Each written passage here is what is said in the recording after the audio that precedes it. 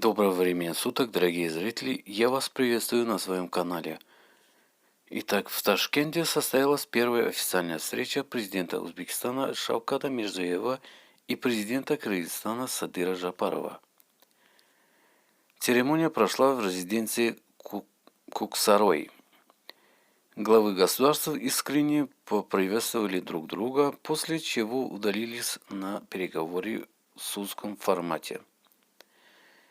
В повестке переговоров вопросы укрепления отношений дружбы, добрососедства и стратегического партнерства, расширение многоугольного сотрудничества между Узбекистаном и Кыргызстаном. Жапаров прибыл в Ташкент с госвизитом по приглашению Шавката Мирзиёева. В международном аэропорту Ташкент его встретил премьер-министр Абдулла Арипов. В рамках визита главы Кыргызстана в Узбекистан в столице проходят Узбекско-Кыргызский бизнес-форум и первое заседание Совета деловых кругов.